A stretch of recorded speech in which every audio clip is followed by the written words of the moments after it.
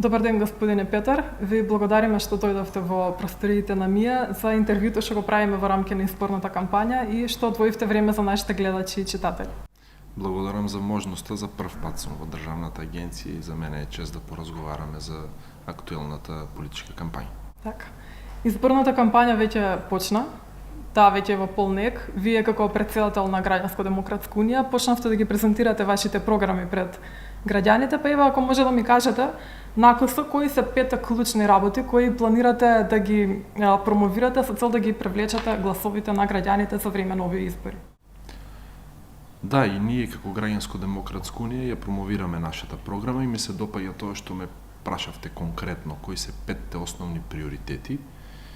Ние како ГДУ немаме политичка програма во која што да објаснуваме како тоа ќе изградиме уличка, патче, чешма во некое населено место, како треба во 21. век да зборуваме за компјутер за секое дете, бидејќи ако и од денешна перспектива разговараме на тие теми, тоа значи дека некои овие 30 на години ги проспал.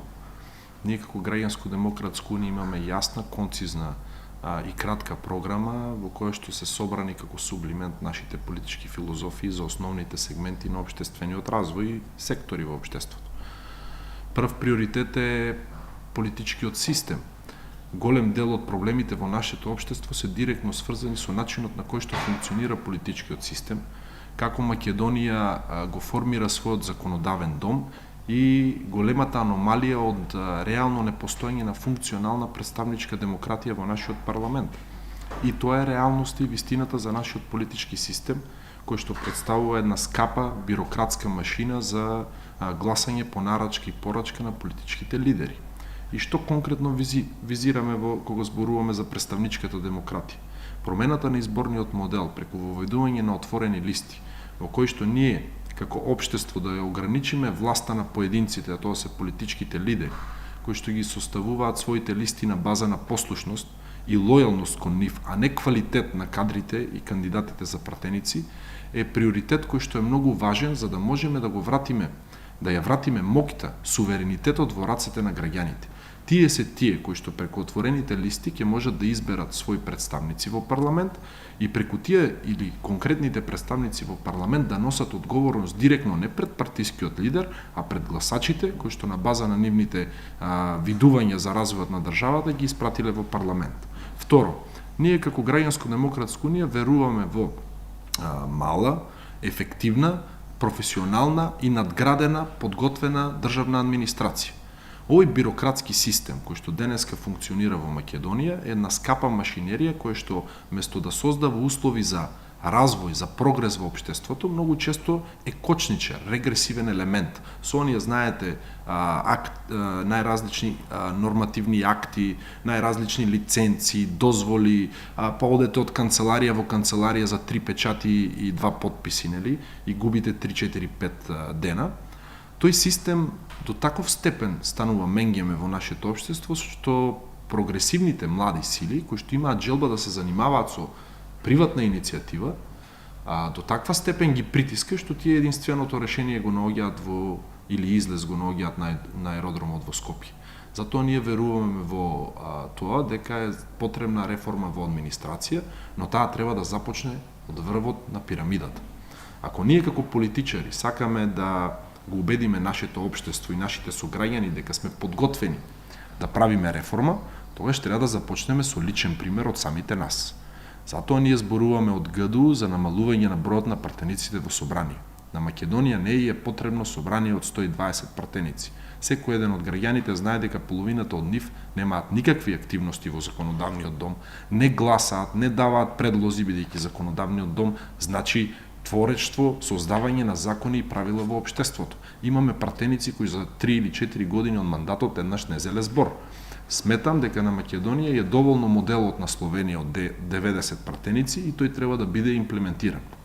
Второ, оние трошоци, представете си само за плата, собранието троши 7 милиони евра само за основна плата на пратениците. Со половината од тие средства ние можеме да изградиме едно модерно училиште по германски модел, кое што да даде шанса на 800 ученици да се образуваат таму. За 2020 Македонското собрание има буџет од 10 милиони евра.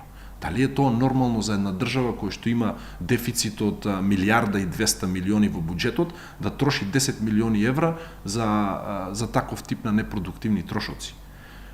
Од друга страна, ние веруваме во тоа дека на Македонија повеќе не е потребна влада од 21-22 министри.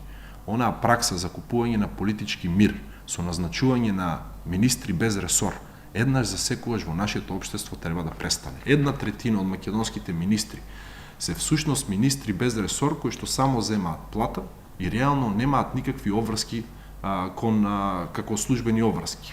Сакам да ги прашам нашите политички конкуренти, јас сум човек кој што цел живот работел во приватниот сектор и тие доаѓаат од приватниот сектор, барем така го објаснуваат пред нашето општество, колку директори без ресор имаат во своите фирми и дали се подготвени тие од своите приходи во нивните компании да плаќаат луѓе кои што немаат работни обврски. Тогаш клучното прашање е зошто јас како граѓанин или вие како граѓанин на Македонија сме должни од нашите даноци да им купуваме политички мир. Македонија може да функционира прекрасно со 15 министри. Доста поразвиени држави од нас со силни економии функционираат со 15 министри.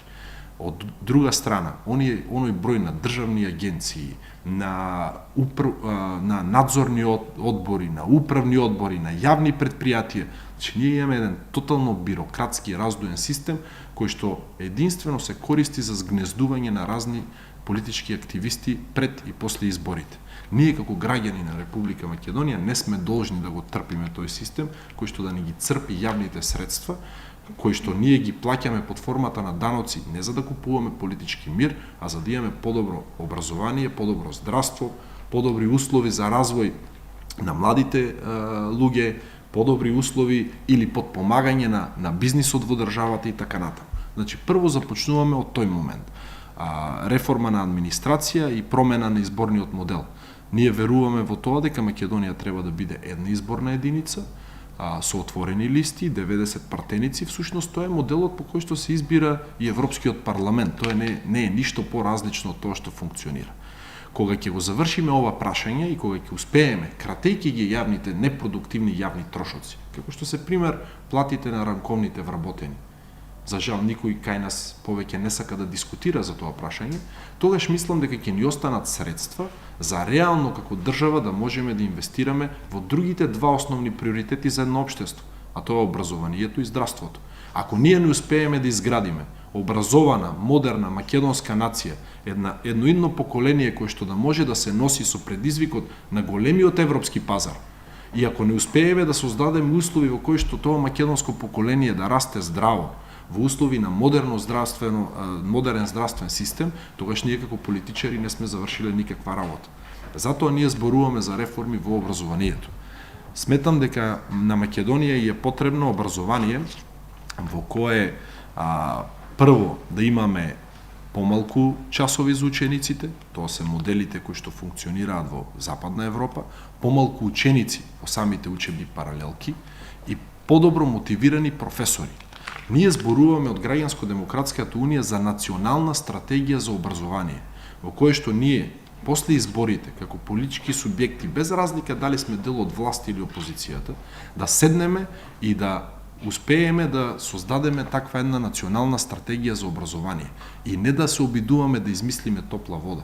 Има прекрасни модели, како што е шведскиот модел, германскиот модел, словенечкиот, кој што можеме да го имплементираме во Македонија. Сепак, кој е најглавниот проект на кој најмногу сте фокусирани и кој веднаш би го реализирале доколку ја добиете таа можност по завршување на изборите? Таму каде што нема правда и правичност, нема ниту ред и просперитет. Повеќе од јасно е дека македонското општество има сериозен проблем со владењето на правото. И ние како Граѓанско-демократска унија голем дел од нашиот фокус сме го насочиле кон реформите во правосудниот систем. И ќе ви кажам тоа што ние го мислиме односно одговорноста на тој правосуден систем. За мене е несватливо Македонија нон-стоп да губи дела во Страсбург, како што наскоро наши сограѓани во врска со споровите со БЕК успеаја да осудат Македонија и ние како данокоплатци благодарение на грешните судски решенија на некои судија во Македонија сега треба илјадници, стотици илјади евра да исплатиме оштета. Тогаш се поставува прашањето: каква е одговорноста на тој судија? каква е неговата персонална одговорност. Затоа ние сметаме дека судиите треба да носат лична одговорност со својот имот за грешните судски решенија. Сметаме дека ако се докаже една таква ситуација во кој што судијата зел грешно судско решение водено од други мотиви надвор од правото, треба да го изгуби и правото да ја практикува таа професија, но исто така да го изгуби и правото на пензија. Никаде во светот не постои действие без обратна реакција или контрадействие. Во нашиот систем, судскиот систем, еден од основните проблеми е тоа што голем дел од нашите судии се мотивираат од други аргументи при носење на судски решенија. Се разбира дека има и честни исклучоци, но секој еден од нашите сограѓани знае за што станува збор. Кога зборуваме за јавното обвинителство, ние имаме, ако можем така да си изразаме, на провокативна идеја за јавното обвинителство. Повеќе од јасно е дека во Македонија се гледаат пипците на политиката во јавното обвинителство. Повеќе од јасно е дека секој еден од граѓаните е тврдо убеден дека македонското јавно обвинителство има директни зависности од политичките централи. Тогаш зошто ние политичарите не сакаме да носиме одговорност за јавното обвинителство и се зацкриваме зад некакви така наречени совет на јавни обвинители или некој си друг корумпиран јавен обвинител? Ајде да се носи политичка одговорност за назначување на главниот јавен обвинител и создавањето на јавно-обвинителската структура во Македонија. Ние како Граѓанско-демократска унија сме подготвени да назначиме главен јавен обвинител во Македонија. Се надевам дека и нашите политички конкуренти се подготвени да носат и политичка одговорност за своите кадровски решенија во јавното обвинителство. Онаа флоскула дека јавното обвинителство е независно, сметам дека нашите сограѓани одамна се разубедиле дека не е така. И кој е овој модел? Ова е всушност моделот на Соединетите Американски држави.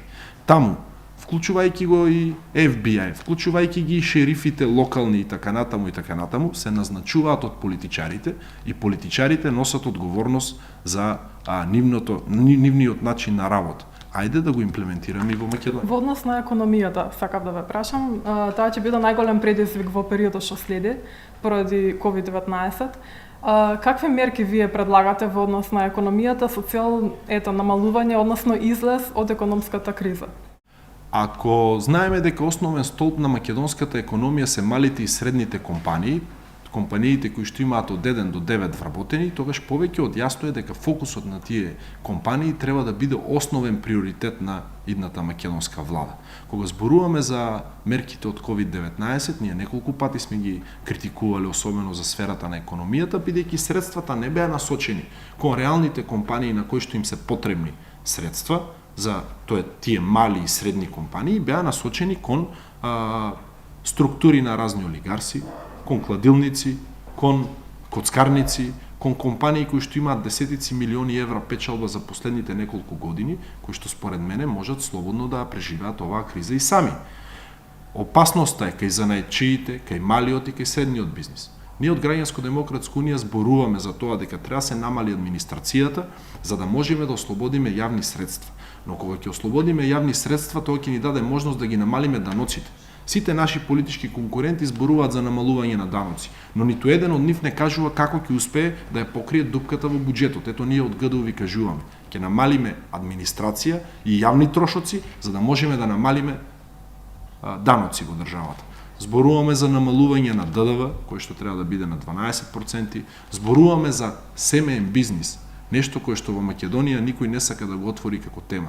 Нешто кое што треба да биде основен приоритет за регионален развој во нашата држава. Станува збор за една неспецифична кампања во специфични услови, во услови на COVID-19. Како вие ја остварувате вашата кампања? Дали имате директни средби со граѓаните и доколку да, дали ги почитувате препораките за заштита од вирусот? Се разбира дека овие услови не се најпријатни за една политичка кампања и ние во овие услови, колку што се нашите можности, се трудиме да стигнеме до максимален број на граѓани и благодарам на кооперативноста на медиумите, тоа ни отвара една можност побрзо да го направиме. Но се разбира дека имаме и средби со граѓани, разговори.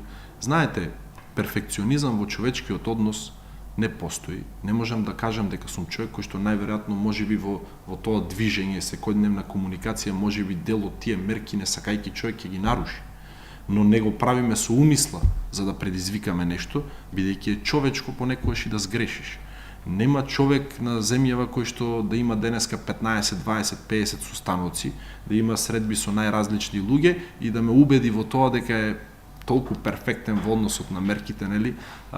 За мене е лицемерно. Да, се трудиме да го правиме, не правиме големи собири, се обидуваме да ги ограничуваме тие собири на помалку луѓе, но се обидуваме преку медиумите со нашиот искрен однос, со нашата желба да предизвикаме процес на промена преку личен пример, да им објасниме на граѓаните дека е важно да излезат на следните парламентарни избори. Во однос на кампањата на ДУИ, тие одат со мотото прв премиер албанец, го промовираат Насер Зибери како нивен кандидат за премиер албанец. Кои се вашите ставови во однос на оваа нивна кампања и како според вас ова ќе влијае на албанскиот електорат во земјава? Не можам да ви кажам како оваа идеја би повлијаела кај некого или кај граѓаните, дали тоа се македонци, албанци или кој да е наш сограѓанин. Повеќе од јасно е дека ДУИ за овие, не знам колку, веќе 18 години дел од власта или 20, се покажа како еден апсолутно некооперативен и прогресивен коалиционен партнер. Така да, од гледна точка на тоа кој ќе биде идниот премиер на Македонија, доколку ме служи паметта, ние се уште сме парламентарна република. Ако господинот Ахмети го дерогирал важењето на македонскиот устав, подобро е да ни го каже тоа, бидејќи не Али Ахмети определува кој ќе биде премиерот во државата, ниту Зоран Заев го определува, ниту Мицкоски го определува, ниту Петар Колев. Тоа ќе го определат граѓаните на едни фер демократски парламентарни избори. И ако предлогот на господинот Ахмети како кандидат за премиер го одобрат мнозинството граѓани, би му посакал успех во неговата работа. Но длабоко во себе си се сомневам дека овој модел на етничка конфронтација по време на предизборна кампања, во која што никој не сака да зборува за образование, за економија, за здравство, би можело да донесе услови во кои што ДУИ да добие таква широка поддршка. Кога станува збор за ставот на Граѓанско-демократската унија, нашиот став е јасен. Ние во влада во која што учествува Демократската унија за интеграција нема да учествуваме. Не заради тоа што имаат кандидат за премиер албанец, а заради тоа што за овие 30 години или 20 од како се на политичката сцена, голем дел од нивните кадри беа дел од коруптивните шеми во државата и не видовме ниту еден нивен кадар да понесе некаква одговорност. Понекогаш ова е прашање и на машкост. Ако сгрешиш и ако направиш нешто кое што е надвор од законите и правилата, би било машки и одговорно да застанеш пред нацијата и да понесеш одговорност. Без разлика на кој бог се молиш и без разлика на тоа од каква етничка припадност. Ги предизвикувам колегите од ДУИ, бидејќи сметам дека голем дел од нив имаат цврсти машки убедувања за водење на политика, да видиме кој од нивните кадри е подготвен да се судри со еден нормален правосуден систем. Нека ги оставиме малку емоциите настрана и нека со своите дела покажеме дека сме подготвени да ја раководиме државата. Како го оценувате договорот за добро соседство со Бугарија и нивните последни обиди да го оспорат македонскиот јазик? Македонија, уште 93 или 4-та, не ме фаќате точно за збор, ги има формулирано своите основни приоритети во надворешната политика. Тоа е членство во НАТО и во Европска унија. Договорот со Грција и со Бугарија е плод на политички притисок, на дипломатски притисок, со јасна цел Македонија да може да влезе како членка на НАТО и да започне преговори со Европската унија. Во овие, после подпишувањето на договорот со Бугарија, за моја огромна жал, се измести фокусот од духот на договорот.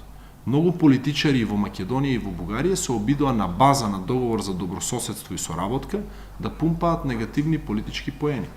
Јас не сум човек кој што се занимава со популизам и кој што од денешна перспектива во овој момент, по време на кампањата, ќе се играм со емоциите на граѓаните, а после тоа кога ќе отидам некаде во Европскиот парламент или на средба со некој колега, ќе кажувам дека поддржувам апсолутно се.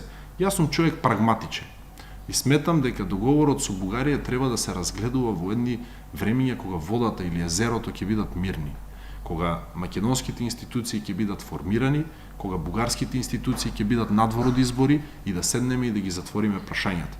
Јас верувам во добрососедски односи на Македонија со сите соседи. И со Грција, и со Бугарија, и со Албанија, и со Косово, и со Србија, и со Хрватска или подалечните соседи наши, но да е принцип на равнопоставеност. Ако ние навистина се почитуваме со официјална Софија, тогаш треба да се почитуваме еднакво. Како што ние ги почитуваме нив, така и тие да не почитуваат нас. И за крај, господине Петар, кои се вашите очекувања од овие избори? Колку мандати очекувате? Кои се вашите опции за коалицирање доколку ги имате? Ние сме реални луѓе на база на резултатите од локалните избори во Охрид, на кои што имавме 6% како политички субјект, очекуваме еден сериозен резултат на овие избори, но не очекувајте од нас дека ќе зборуваме за тоа дека, не знам, ќе направиме чудо. На нас ни е јасно дека политичкиот процес во кој што е влезена граѓанско-демократска унија потребно време да се развие. Но имаме очекувања сериозни и реални во неколку изборни единици и сметам дека нашиот резултат ќе биде достоен. Од друга страна, нашата цел не е власт, не е тоа ние да бидеме дел од владеачката структура во државата, а нашата цел е да предизвикаме промена во општеството на преку личен пример. Да се обидеме да испровоцираме критичната маса, критичната интелектуална маса во Македонија на база на нашите политички ставови, да се обидеме заедно да го почнеме тој процес на промени. Затоа ние очекуваме дека ќе имаме една достојна кампања. Нашата кампања, како што секој може да забележи, е максимално позитивна. Во неја се трудиме да објасниме кои се нашите ставови по конкретни прашања и на база на тие наши ставови и наши перцепции очекуваме да добиеме и поддршка од граѓаните. Односно коалицирањето. Не би можел да кажам, освен тоа дека никогаш не би учествувале во влада со Демократска унија за интеграција, дуи, тоа е наш принципиелен став, заради нивните ретроградни политики. Не можам да кажам од гледна точка на тоа со кого би правеле и дали воопшто би учествувале во една влада. Да ги видиме програмите на партиите. Знаете, пред избори многу од политичките ветувања на крајот се укажуваат неискрени лаги.